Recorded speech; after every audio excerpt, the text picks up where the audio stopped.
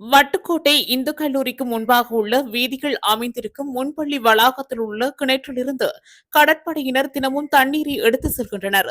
இதனால் தண்ணீர் வளம் பாதிக்கப்படுவதாக வலிகாமம் மேற்கு பிரதேச சபையின் உறுப்பினர் நாகரஞ்சினி சபையில் சுட்டிக்காட்டியுள்ளார். வலிகாமம் மேற்கு பிரதேச சபையின் மாதாந்த அமர்வு நேற்றைய தினம் தவிசாளர் ஜெயந்தன் தலைமையில் நடைபெற்றது. இதன்போது அவர் இந்த விடயத்தை சுட்டிக்காட்டியுள்ளார்.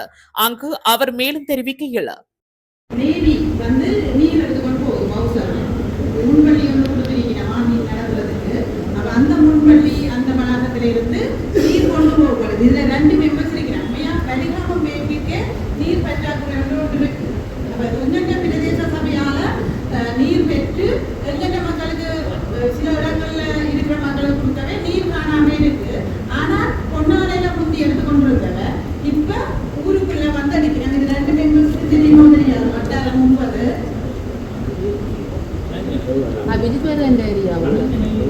நேவி வந்து பவுசர்ல நீர் எடுத்துக்கொண்டு போகுது.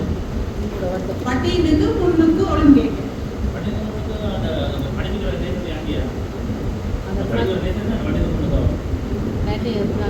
அங்க வந்து எடுத்துக்கொண்டு போகுது. அப்ப இது வந்து நீர் வந்து பல பிரச்சனை. அப்ப நீங்கள் இதுக்கு ஒரு கடிதம் போடுங்க. என்னன்னா இந்த நீர் இங்கிருந்து பவுசர்ல 10,000 லிட்டர் பெரிய பவுசர் அதை எடுக்கக்கூடாதுன்னு சொல்லி நாங்கள் இந்த பிரேரணையா கொண்டாட நீங்கள் அதை ஒருக்க கவனித்து அந்த நேவிக்கார் அவருக்கு பொறுப்பதிகாரிக்கு கடிதத்தை கொண்டாட.